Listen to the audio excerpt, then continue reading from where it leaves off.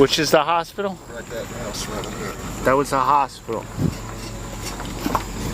So they took over the general and made it into a hospital. Yep. What year again? 1862. 1862. That's the original house.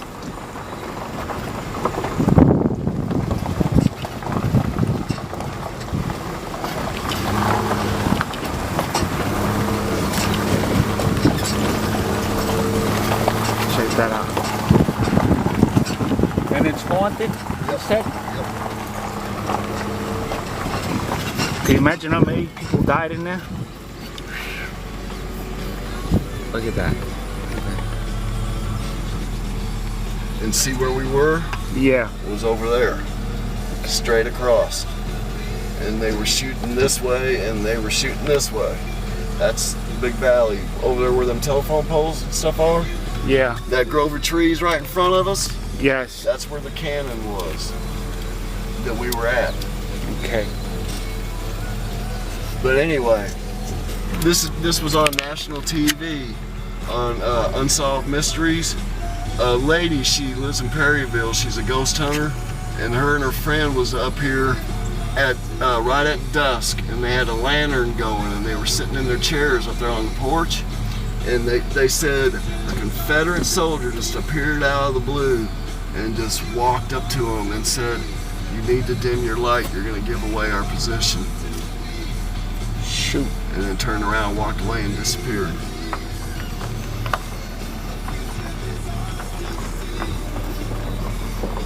There it is.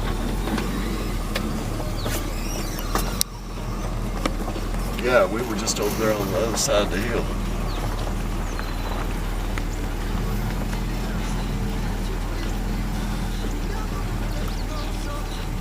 Excellent.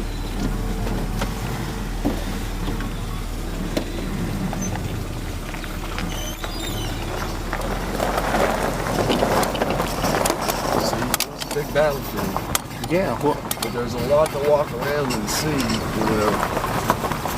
other than, driving. Look how swampy that water is. yeah, look at that one. That's unbelievable.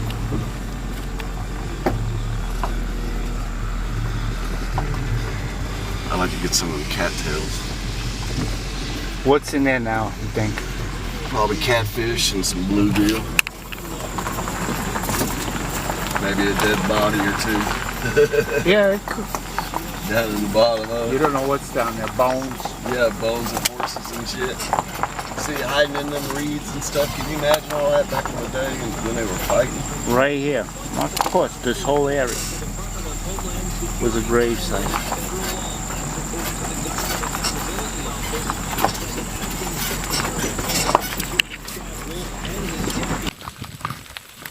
The mayor of Cincinnati. Look, you take a picture of this when you get done. Yeah. I'm just shooting video, Rain. Yeah, no, go ahead. Look how beautiful we. Oh, I know. Tell them where we at. We're in Perryville Battlefield, and I'm gonna smoke one for the general. You damn right we will. So this cannon was standing there, Shooting out that way. shooting way out there in the range. And this cannon. I'll read it to you real quick. Go ahead. Here on this ridge, the Union soldiers established a strong defensive position at the eastern edge of a 25-acre cornfield. Leonard Harris's brigade, along with William Lyle's brigade, to your left, and 6 cannons of Peter Simon's battery awaited the Confederate attack. The troops were primed and ready, already somewhat involved in the defensive attacks of General Cheatham's Confederates. With a shout, Jones' Confederate brigade crested the hill in front of you, outnumbering the Confederate attackers. The Union troops' musket blade sheets of flames erupted from the hundreds of rifles of rapid fire at close range. Jesus. Although the Southerners tried to charge down into the valley 4 times, the tenacious Federal infantrymen repelled the attack as the cannons blasted holes in the Confederate lines and tore them apart. They retreated. While the Union troops stifled Jones' attack, the successive attacks of John Brown and Sterling M. Wood's brigades doing so severely depleted their ammunition. Furthermore, their artillery withdrew because of lack of ammunition as well, as fears being captured by the Confederate infantry.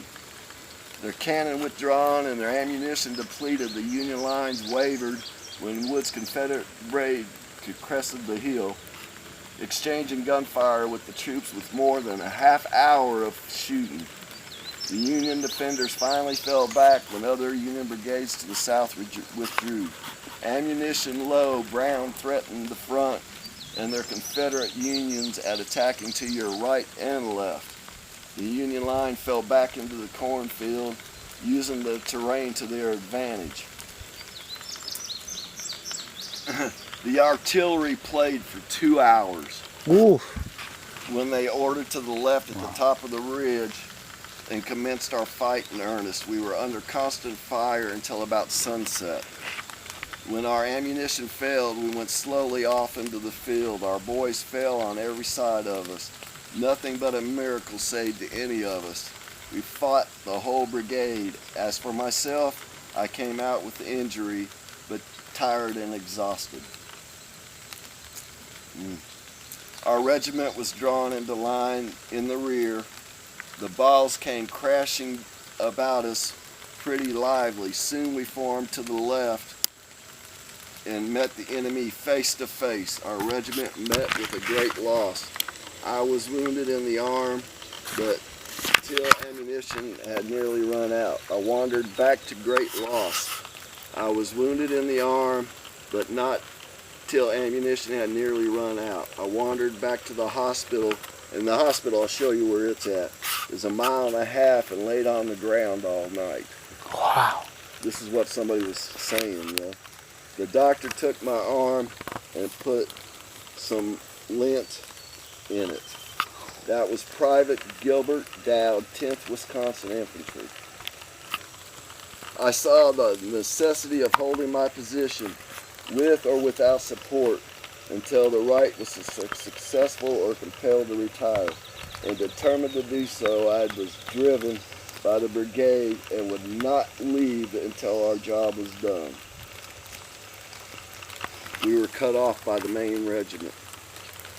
And the guy that was running this regiment, Colonel Leonard Harris, born in 1824 and died in 1890. Colonel Harris was the original colonel of the 2nd Ohio Infantry Regiment. He commanded the Union 9th Brigade centered here. He had to resign his military service because of ill health. He was elected mayor of Cincinnati in 1863. Wow. That was it? All right, let me show you around the beautiful land.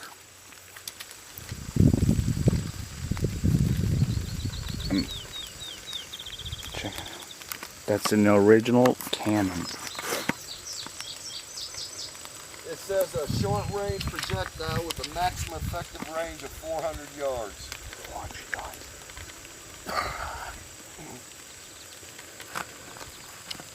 Okay, I'm gonna stop. It said the canister is an artillery projectile that consists of a tin can packed with many, usually 30 to 50 lead iron balls when fired. The balls scattered out of the cannon's muzzle, and the blast from the canister would cut down large swaths of people.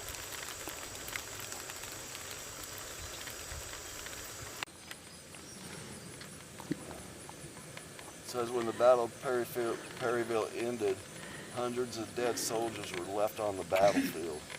The Confederates who attacked the Union battle lines lost 532, 2,652 wounded, and 236 missing, for a total of 3,420 of Federal or a Confederate. The Federal losses were just as staggering. The Union Army suffered 899 killed, 2,966 wounded, 433 missing, for a total of 4,298. When adding the number of killed to the wounded who died later, there was 2,422 men, 1,497 Union plus 900. The Union took a hell of a hit. 925 Confederate died as a result of the battle. While there's no way to find the exact numbers because of inaccurate casualty reports, these figures represent the most recent estimates.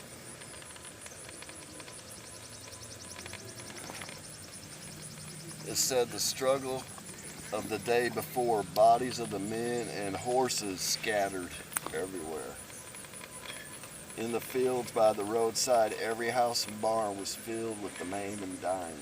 Oh, Many of them were in the most horrible condition that the mind cannot conceive. Some were shot through the head, body, or limbs, others mangled by fragments of the shells. 200 people, it's likely around 200 are buried in there. they just threw them right in the grave, dug up a hole and just dumped them in there. Yep, it said the Union dead were later moved to Camp Nelson, and I know where that's at, in Jasmine County. Despite the soldiers' and citizens' effort to mark burial sites, scores of unmarked graves still exist around the battlefield. Okay. But there's 200 of them estimated buried in here. Okay.